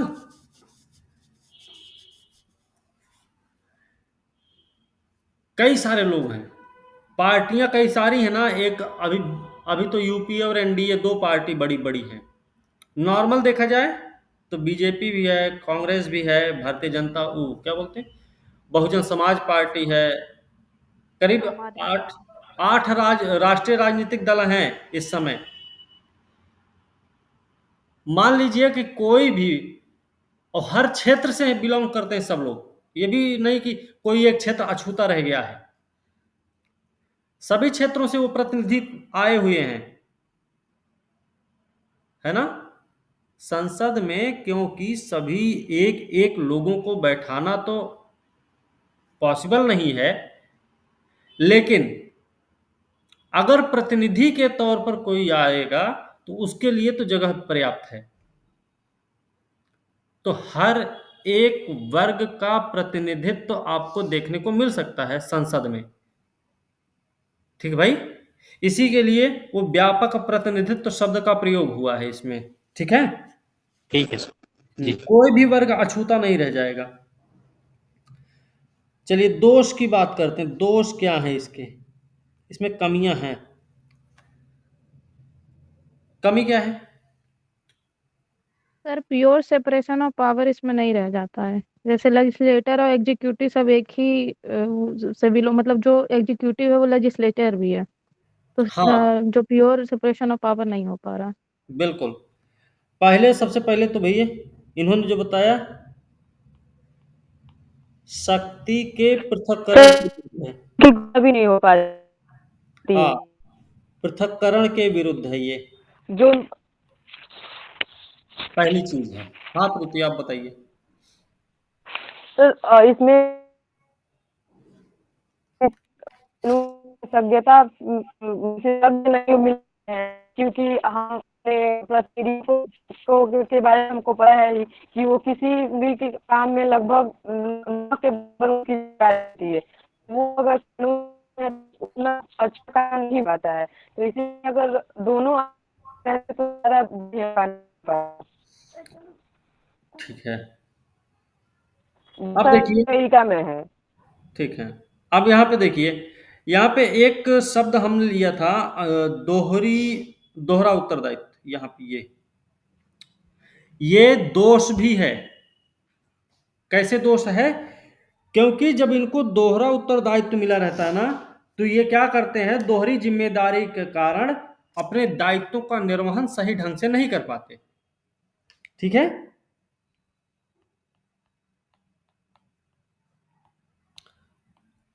दोहरी जिम्मेदारी इनका दोष है, क्योंकि इसके कारण ये पूरा का पूरा ध्यान अपने दायित्वों पर नहीं दे पाते हैं। दोहरा दायित्व कैसे इनका? एक तो ये विधायिका के भी होते हैं, उसके बाद कार्यपालिका के भी होते हैं। ठीक है ना भाई, समझ में आ रहा है कि नहीं? Yes sir. जी आ रहा है सर। ठीक है, दूसरी चीज,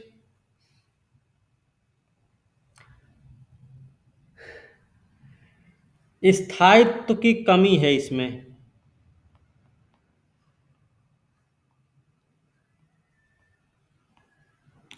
मतलब लंबे समय तक सरकार चलेगी गारंटी नहीं है। बस समझ रहे हैं ना, कभी भी सरकार का विघटन हो सकता है, और अगर सरकार का विघटन होगा तो नीतियों में भी विलंब हो सकता है ना, योजनाओं के लागू करने में भी विलंब हो सकता है, लोक कल्याणकारी कार्य में भी बाधा उत्पन्न हो सकती है, विकास कार्य भी क्या हो जाएंगे, प्रभावित हो जाएंगे, है ना। बात समझे? स्थायित्व की कमी का मतलब यही है कि दीर्घकालीन नीतियां लागू नहीं हो पाती हैं, हर चीज में विलंब होता चला जाएगा फिर। ठीक है भाई,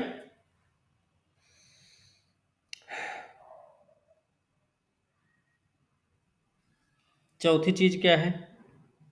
आपने एक चीज सुना होगा कि जो मंत्रिपरिषद बनता है ना, उनका चयन विधायिका से होता है। विधायिका मतलब लोकसभा से होता है, संसद से होता है उनका चयन। तो जो सरकार है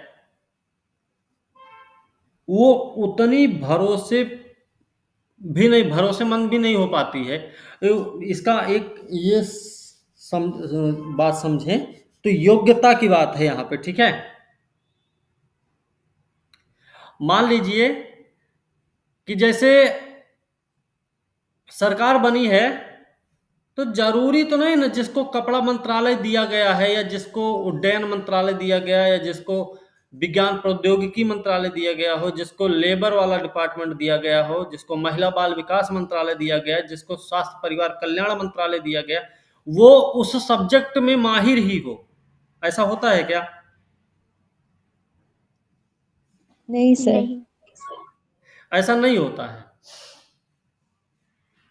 तो ऐसा भी है कि भाई अगर उनको परिवार कल्याण मंत्रालय या चिकित्सा परिवार कल्याण मंत्रालय, चिकित्सा के बारे में अगर आज हमने पढ़ रखा है, अच्छे से हमको समझ है उसके बारे में, तो हम उसके लिए अच्छा काम कर सकते हैं। ये हो सकता है ना। तो ये वाली है, ये भरोसे वाली बात यहाँ भी ये है कि योग्यता का अभाव होता है। इसको हम ऐसे बोल सकते हैं, अकुशल व्यवस्था द्वारा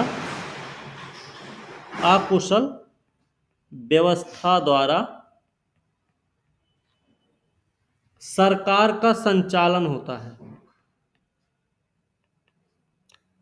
ठीक है ना, नहीं समझ में आया?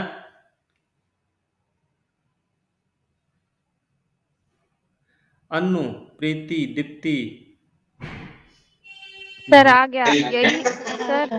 हाँ जैसे स्मृति ईरानी जी को एजुकेशन मिनिस्टर बनाया गया था उस टाइम। हाँ, हाँ, तो वो इन इस सबसे बड़ा दोष इसका ये भी है। इसके अलावा और क्या दोष है इसका? सर कैबिनेट का डिक्टेटरशिप हो जाता है इसमें, हाँ, सर्वा कैबिनेट मिनिस्टर हो जाता है। Very good. मंत्रिमंडल की निरंकुशता इसमें होती है, वही जो ये बताई है अभी। क्योंकि आपको ये पता होना चाहिए कि मंत्रिमंडल जो होता है वो मंत्री परिषद की शक्तियों का पूरी तरह प्रयोग करता है। और मंत्रिमंडल मतलब कैबिनेट मंत्री जिसमें होते हैं, पूरे के पूरे सारे के सारे कैबिनेट मंत्री, 15-16 मंत्री होते हैं उसमें बस। ठीक है, तो मंत्रिमंडल की निरंकुशता इसमें होती है। और क्या कर सकते हैं इसमें? अस्थिर सरकार बता दिए हैं।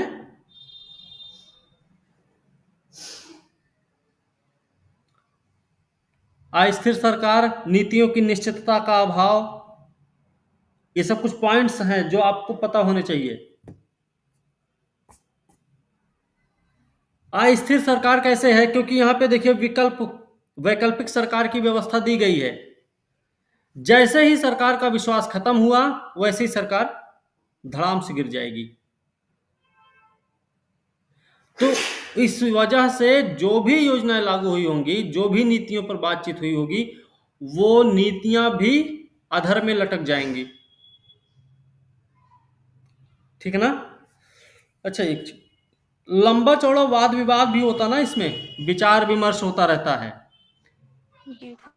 तो विचार विमर्श की वजह से भी नीतियों को लागू करने में देरी होती है। ठीक है?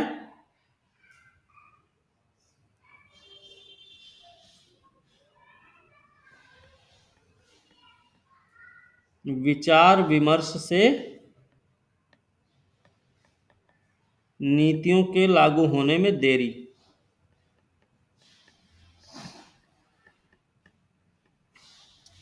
नीतियों के लागू होने में देरी होती है। ठीक है ना? यहां तक किसी कोई दिक्कत? यहां तक किसी को कोई दिक्कत है? नहीं सर। ठीक नो है, सर। नहीं सर। ठीक है।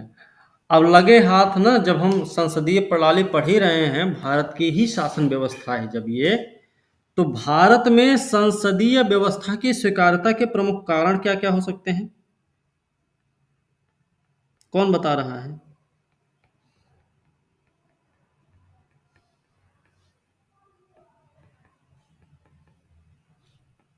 सर हाँ बोलिए ना। एक रीजन तो ये भी हो सकता है कि हम लोग बहुत दिन तक ब्रिटेन के गुलाम में थे, और ब्रिटिश में उस टाइम पार्लियामेंट्री सिस्टम चल रही थी, और वो चीज को हम लोग धीरे धीरे आदी हो चुके थे, वेरी गुड। धीरे धीरे। तो ये भी हो सकता है। हाँ, इसको हम नाम दे सकते हैं व्यवस्था से निकटता। ठीक है ना? क्योंकि हमें इसके बारे में अच्छी खासी जानकारी हो चुकी थी। दूसरा पॉइंट क्या दे सकते हैं? क्योंकि भारत उस स्थिति में आजाद हुआ था कि जिस स्थिति में उत्तरदायित्व का चाहे किसी को भी दिया जाए, प्रतिनिधित्व किसी को भी पकड़ा दिया जाए, लेकिन उसकी जिम्मेदारी पूरी यही होगी कि कहीं ना कहीं या कैसे भी करके जन कल्याण को प्रोत्साहित करना है, देश के विकास को बढ़ावा देना है ना? लोगों को भूख से मुक्ति दिलानी है, शिक्षा व्यवस्था को बढ़ावा देना है। मतलब क्या हुआ इसमें? उत्तरदायित्व को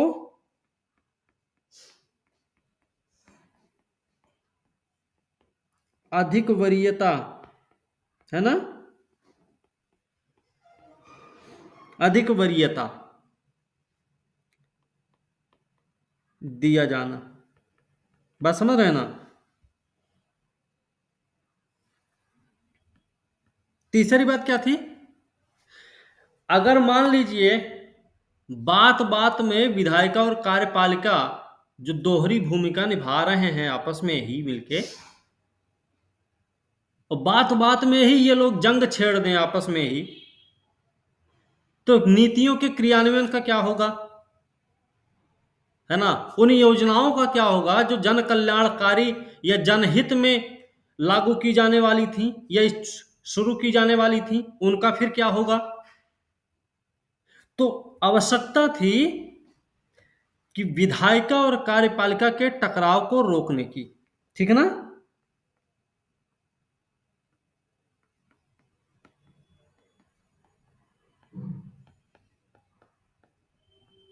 कार्यपालिका के टकराव को रोकने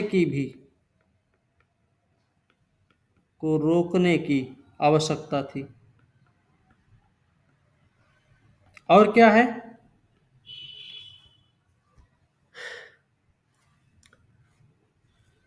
जो भारतीय समाज था ना, एक बात बताइए, भारतीय समाज आज से नहीं, आदिकाल से 4 वर्णों में विभाजित है, ब्राह्मण, क्षत्रिय, वैश्य, शूद्र। इसमें एक ऐसा वर्ग भी है जो हाशिए पर जा चुका है ना? मुख्य मेन स्ट्रीम से अलग हटके है वो वर्ग। दूर दराज किसी गांव में, किसी जंगली क्षेत्र में आदिवासी समुदाय भी निवास करता है। उनको प्रतिनिधित्व कैसे मिलेगा? उनको अगर प्रतिनिधित्व देना है तो संसदीय व्यवस्था को अपनाना पड़ेगा। क्या सिर्फ प्रतिनिधित्व देना ही काफी नहीं है? एक ऐसा प्रतिनिधि चुनना है जो उनके कल्याण के प्रति समर्पित हो, क्योंकि अगर उस नेता को इस बात का डर नहीं, उस प्रतिनिधि को इस बात का डर नहीं रहेगा कि अगली बार चुनाव हम हार सकते हैं, तो अपनी मनमानी ही करेगा एक बार जीतने के बाद। संसदीय व्यवस्था में ही ये बात संभव थी कि फिर से आपको चुनाव लड़ना पड़ेगा और उन्हीं लोगों का प्रतिनिधि आपको बनना है जिनका आप पहले रह चुके हैं, ठीक है? तो सही ढंग से अपने उत्तरदायित्व का निर्वहन करने के लिए वो प्रतिनिधि क्या हो जाएगा? बाध्य रहेगा, है ना? यही तो कारण है। एक है भारतीय समाज की प्रकृति,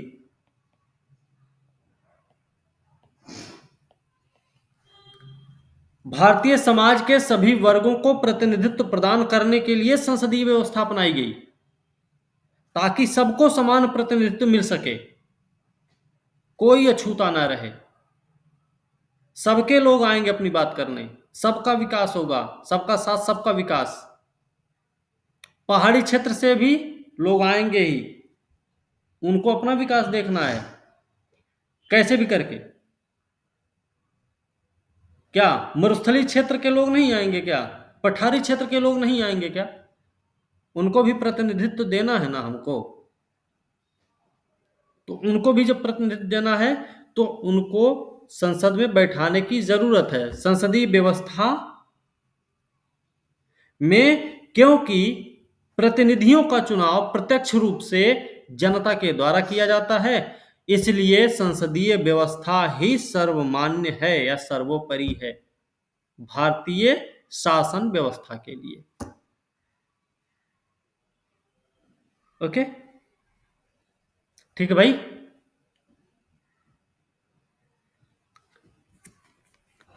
चलिए, क्या हुआ?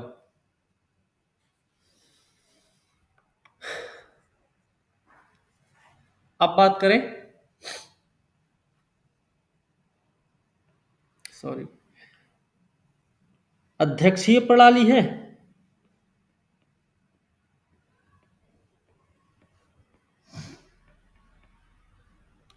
अध्यक्षीय प्रणाली, इसको बोलते हैं अध्यक्षात्मक शासन प्रणाली, इसको बोलते हैं राष्ट्रपतीय प्रणाली, कई सारे नाम हैं इसके। इसके बारे में हमने क्या बताया था आपको? इसकी समस्त कार्यपालिका शक्ति राष्ट्रपति में निहित होती है। राष्ट्रपति विधायिका को भंग नहीं कर सकता है, सत्ता केंद्रीकृत होती है, राष्ट्रपति कार्यपालिका प्रमुख होता है, राष्ट्रपति अपने मंत्रियों के चुनाव में स्वतंत्र होता है, साथ ही साथ व्यवस्थापिका की भूमिका महत्वपूर्ण होती है। बस समझे?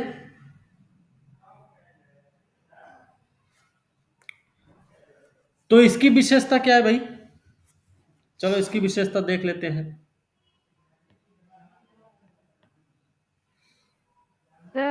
हेड ऑफ स्टेट और हेड ऑफ गवर्नमेंट एक ही इंसान इसमें होता है। हाँ वही कह रहे हैं। सबसे पहले तो ये पता नहीं क्या है कि गड़बड़ा जाता है।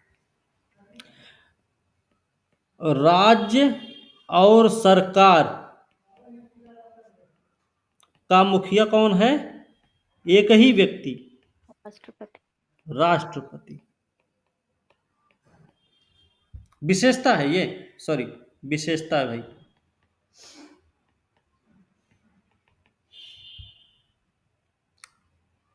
दूसरा क्या है? निर्वाचित राष्ट्रपति जो होगा उसका एक निश्चित कार्यकाल होगा, मतलब 4 साल से ज्यादा नहीं रह सकता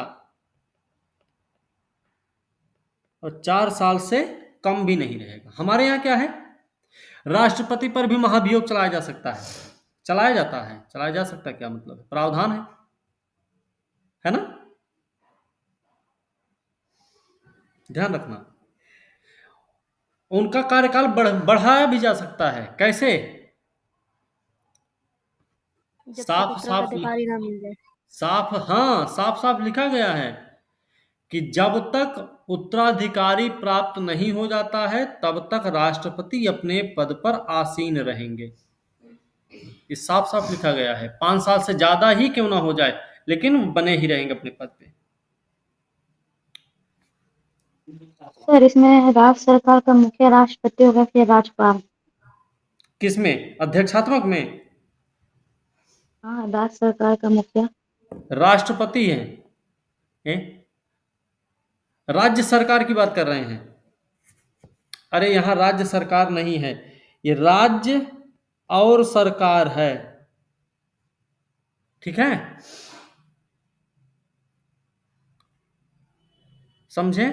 जैसे भारत में क्या है, राष्ट्र प्रमुख की जब बात होती है तो राष्ट्रपति महोदय हैं, सरकार के प्रमुख की बात होती है तो प्रधानमंत्री महोदय हैं, है ना? वैसे ही अध्यक्षात्मक व्यवस्था में राष्ट्र प्रमुख हो चाहे सरकार का प्रमुख हो वो राष्ट्रपति ही होता है। ठीक है ना अनु? Yes sir. तीसरा क्या है? राष्ट्रपति कैबिनेट की सहायता से काम करता है। कैबिनेट की सहायता से काम करता है, सहायता से काम करता है।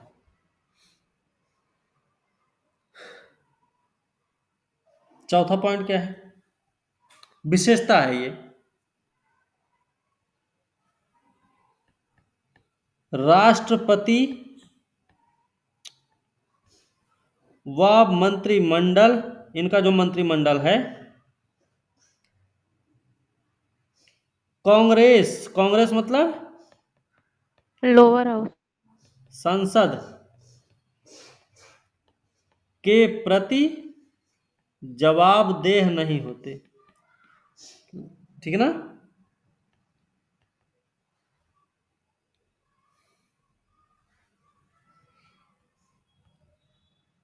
पांचवा पॉइंट क्या है कि राष्ट्रपति किसी का विघटन नहीं कर सकता था, हमने बताया था ना आपको।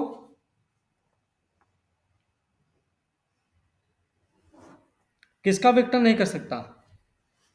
लोअर हाउस का सर। राष्ट्रपति हाउस ऑफ रिप्रेजेंटेटिव मतलब लोकसभा है ना, का विघटन नहीं कर सकता।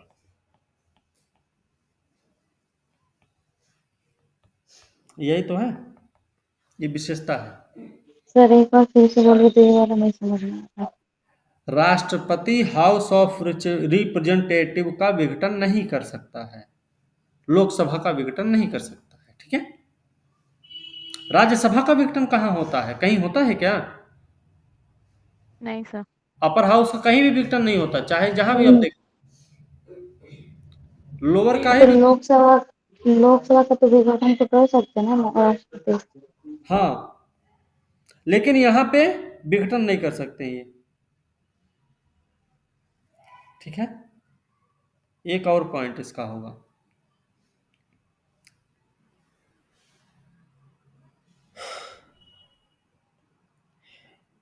इसके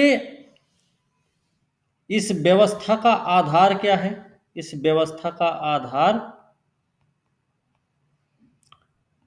शक्तियों के विभाजन का सिद्धांत है।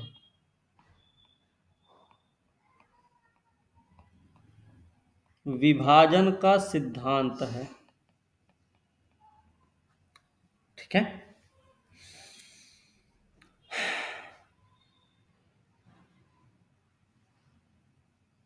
पेज है ना इसमें भी तो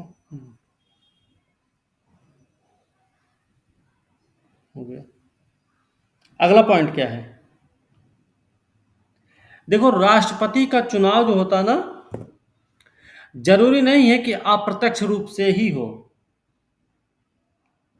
राष्ट्रपति का चुनाव दो तरीके से हो सकता है इसमें, अध्यक्षीय व्यवस्था में। कैसे होगा चुनाव? एक तो हो जाएगा सीधे जनता द्वारा, और दूसरा हो जाएगा निर्वाचक गण द्वारा। मतलब इन सबको निर्वाचित करेगी जनता, और जनता की तरफ से ये सब निर्वाचन करेंगे राष्ट्रपति का, ठीक है। एक तो ये प्रक्रिया है, दूसरी ये प्रक्रिया सीधे जनता ही अपने राष्ट्रपति का चुनाव कर लेगी, ठीक है भाई, विशेषता है।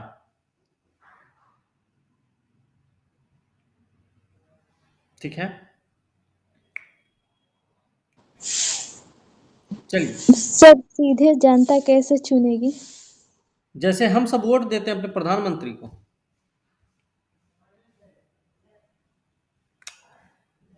प्रधानमंत्री को हम वोट देते हैं क्या? हम तो लोकसभा के चुनाव में वोट देते हैं ना। जी सर। उन्हीं में से किसी को प्रधानमंत्री बना दिया जाता है, सेम ऐसे ही।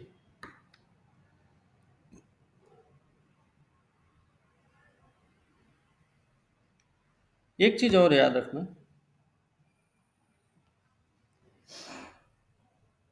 विधायिका से, सिर्फ विधायिका से ही मंत्रिमंडल चुना जाना चाहिए, इसके लिए राष्ट्रपति बाध्य नहीं होता है, ठीक है ना। विधायिका से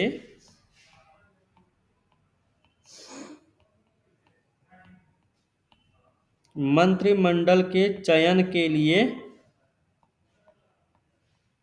बाध्य नहीं है, ठीक है ना।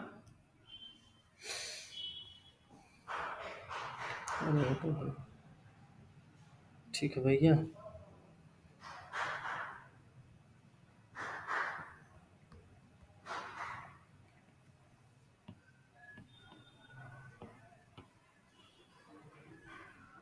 अब इसके गुण और दोष देखेंगे और दो प्रश्न दे देंगे आप लोगों को हम। प्रश्न तो लिखेंगे ना आप लोग? Yes sir. Yes sir. जी ठीक है भैया, तो चलो गुण लिख लेते हैं जल्दी जल्दी।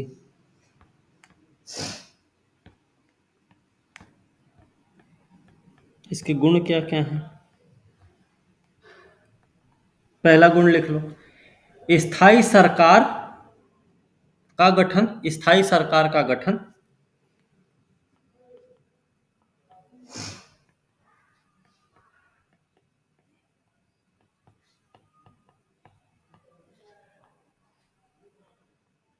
दूसरा, त्वरित निर्णय की क्षमता। हमारे यहाँ क्या है, निर्णय में देरी होती है ना, संसदीय व्यवस्था में।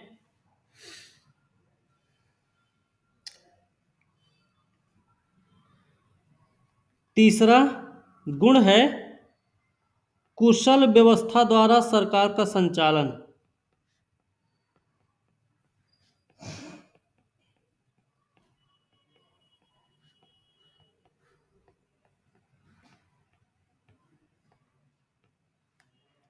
चौथा क्या है,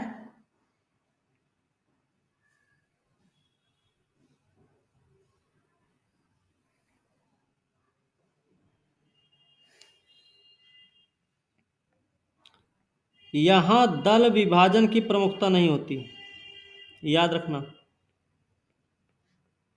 सर मतलब बता रहे हैं, दल विभाजन की प्रमुखता नहीं है। कहने का मतलब यह है, ठीक है ना, दल विभाजन की प्रमुखता नहीं का मतलब है कि राष्ट्रपति किसी भी पार्टी से चुन लिया जाए, लेकिन राष्ट्रपति पद पर आसीन होने के बाद, बैठने के बाद वो कोई भी काम करेगा तो वो राष्ट्र हित में ही करेगा, ठीक है, वो किसी दल के हित में काम नहीं करेगा। ये अध्यक्षीय व्यवस्था का गुण है। ओके,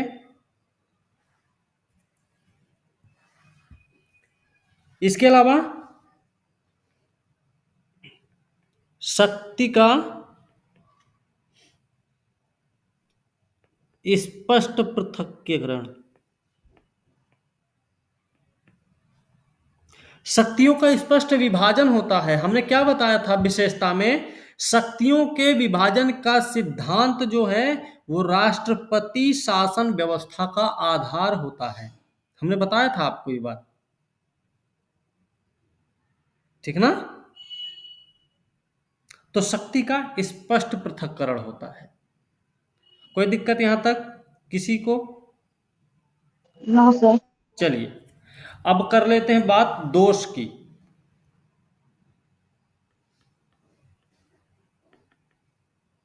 दोष क्या है इसके?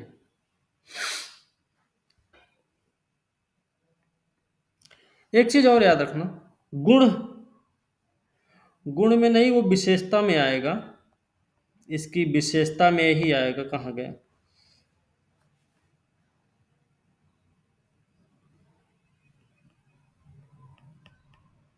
सत्ता केंद्रीकृत होती है ना, ये विशेषता है, ठीक है। दोष लिखें,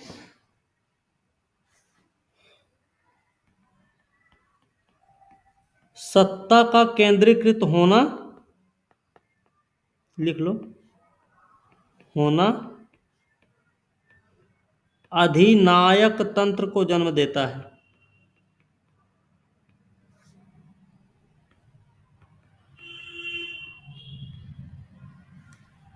ये क्या है? एक ही व्यक्ति है, सब काम करेगा, क्योंकि आपने सारा का सारा जिम्मा उठा रखा अपने सर पे। कोई ना कोई काम आप छोड़ेंगे ही छोड़ेंगे। बस समझे? अगर सामूहिक नेतृत्व की बात हो, सामूहिक नेतृत्व में ये मौका रहता है और ये उम्मीद भी रहती है कि जिम्मेदारी से काम करना पड़ेगा, नहीं तो गलती कुछ भी हो गई ना तो पूरा जीवन यही कहते सब फिरते रहेंगे, अरे उनको जिम्मेदारी दी गई थी, मारे सब फूंक के रख दिए, खराबे कर दिए, नहीं कर पा रहे थे तो बोल दिए होते हम ही संभाल लेते। बात समझे? तो पूरी जिम्मेदारी होती है व्यक्ति की कि हमें करना ही है, इस काम में तो बिल्कुल कोई कमी नहीं होनी चाहिए। पहला दोष है इसका, अधिनायक तंत्र को जन्म दे देता है।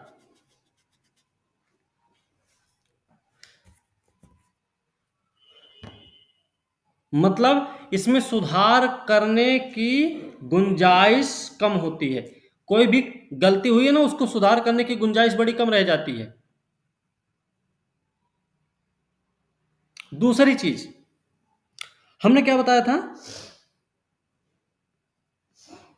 क्या है, ठीक है, कार्यपालिका और विधायिका, इसकी जो होती है ना,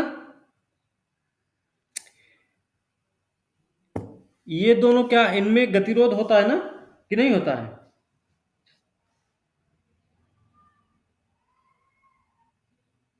होता है सर। अब देखो, अगर एक ही दल की है विधायिका कार्यपालिका, तब तो बात ठीक है। लेकिन अगर विधायिका और कार्यपालिका दोनों अलग अलग दलों से बनाई गई हैं, तो दोनों में गतिरोध बने रहने की, निरंतर गतिरोध बने रहने की संभावना बरकरार रहती है। ठीक है?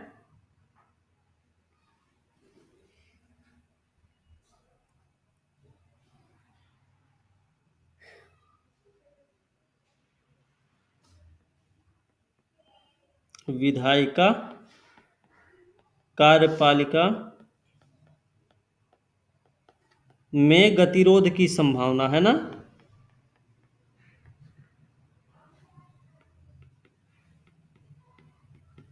ठीक भाई? तीसरा क्या पॉइंट?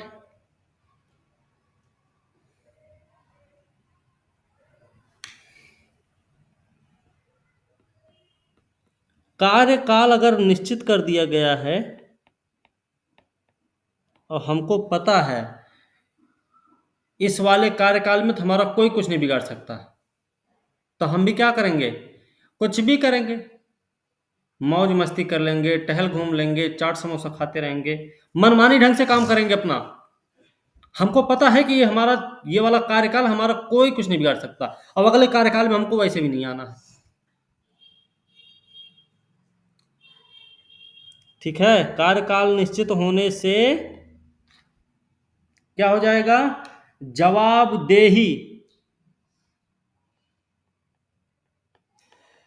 जवाबदेही के तत्व अनुपस्थित हो जाते हैं, है ना?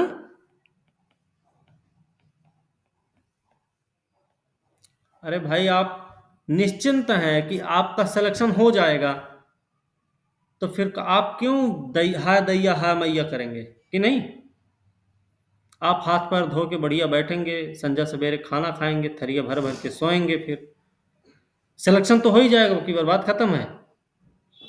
इस बात की गारंटी मिल जाए आपको, तो कुछ करने का मन करेगा कभी? हमारा तो खुद नहीं करेगा, आपकी बात ही नहीं कर रहे हैं हम अपनी बात बता रहे हैं। ठीक है ना? तो ये बात है।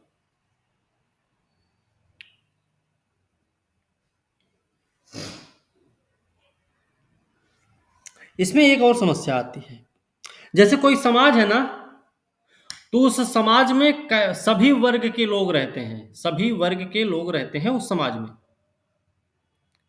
लेकिन इस अध्यक्षीय व्यवस्था में क्या होता है, जो राष्ट्रपति बनता है ना, वो कौन होता है? बहुसंख्यक वर्ग से संबंधित होता है।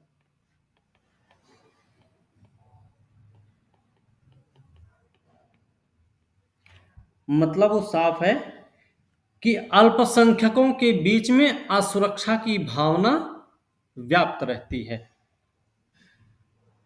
ठीक है ना भाई? हो गया? सर एक डाउट है। बोलो ना। सर जैसे कि इसमें बोला गया है कि राष्ट्रपति का कार्यकाल निश्चित होता है, तो सर जो बाइडेन पे महाभियोग क्यों चलाया जा रहा है फिर? वो तो एक प्रोसेस है ना, वो तो चलना, उसमें कौन सा, तो सर उनको ये चैप्टर हो गया समाप्त। ठीक है भाई? इस चैप्टर में कोई डाउट है किसी को? बोलिए, धनंजय, मसरूफा, नहीं चंद्रमोहन, सर। अनन्या, अनु, बाकी सब लोग, सपना।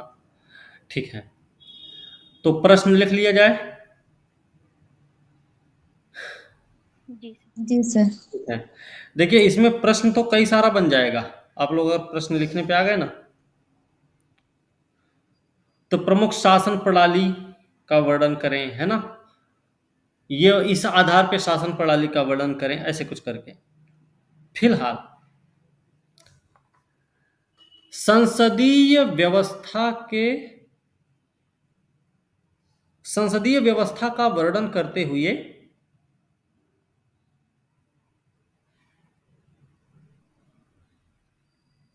इसे भारत में अपनाए जाने के कारणों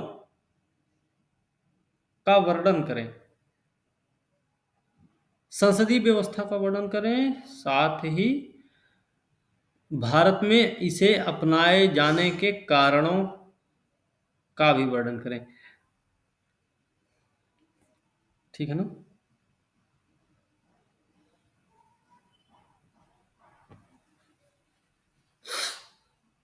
ओके, हमने इसको नोट्स में लिखवा रखा है, आप लोग उसको कर लेंगे।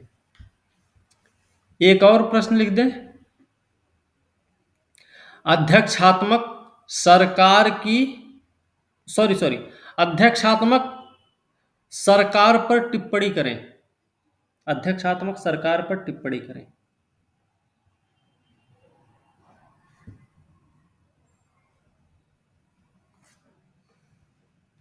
जैसा है वैसा नॉर्मल बताना है। अब इसका आप विशेषता बताना, गुण बताना, दोष बताना। ठीक है, बस सिंपल सा, 2 पेज में खत्म कर देना। ठीक है, ओके, चलो एक और प्रश्न लिख लो।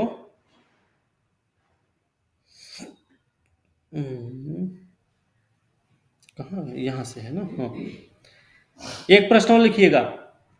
कार्यपालिका और विधायिका के संबंधों के आधार पर शासन प्रणालियों का वर्णन करें। ये 38 नंबर का होगा।